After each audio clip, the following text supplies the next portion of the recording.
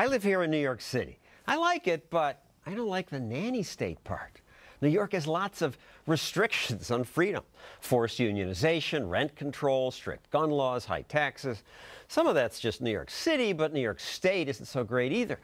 And a new study by the Mercatis Center, Freedom in the 50 States, ranks New York dead last. This year, Mercatis made a video about their contest. Every 2 years, all 50 states convene to compete for the title of Most Free State. The winner will receive more residents, fewer burdensome rules that slow growth, and fewer nanny state regulations. I'm wondering how New York will do. They don't look too good.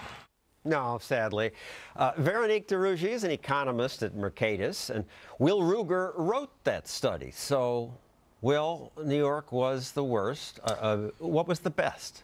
North Dakota was the best, actually, followed by South Dakota, Tennessee, New Hampshire, and Oklahoma, with Idaho right behind. But in terms of personal freedom, you have another ranking, which the winner was Alaska, Nevada, Maine, New Mexico, New Hampshire. So you break it down by economics and personal freedom. Exactly. And in economics, it's fiscal and regulatory policy. And in personal freedom, we talk about things like freedom from incarceration and arrest for victimless crimes, gun control, education policy, marriage policy, even travel freedoms.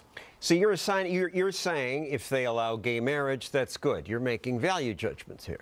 Sure. I mean, freedom is a moral concept, but we can study it scientifically to see which states are more or less free.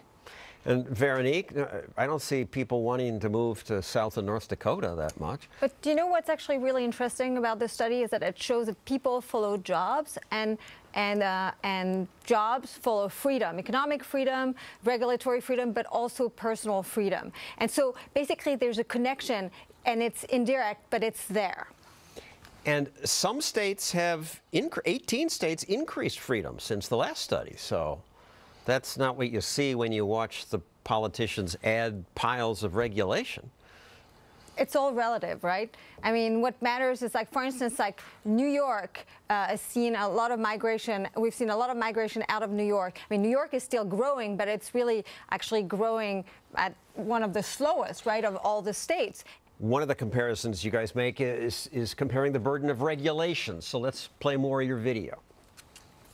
On to the regulatory wall climb. Wow, Indiana and Delaware are rocketing up the wall. West Virginia's liability system and New Jersey's abuse of property rights are leaving them stuck in molasses. I think California is going to fall. Those labor laws and that liability system is too much. Labor laws and liability, you don't even mention all the crazy environmental laws in California that make power cost more. Yeah, I mean, one of the things about California is what don't they regulate, right? I mean, everything from their liability system being problematic to even authorizing rent control, which only a few states do. It's a leftover from World War II. When you compare it to states like Indiana, where they're relatively free, Indiana is the #1 state in terms of regulatory freedom. It has, land use planning is light, occupational licensing is pretty minimal. They have a great liability system. And what we've seen is that actually regulatory policy tracks with personal income growth. So there's a real cost for California's regulations and a real benefit for a state like Indiana. So, I mean, what goes on in places like California? They have the coastline. They have awesome weather. It's beautiful. It's like you get comfortable and then you just get smug and the politicians get arrogant. Do you have a theory?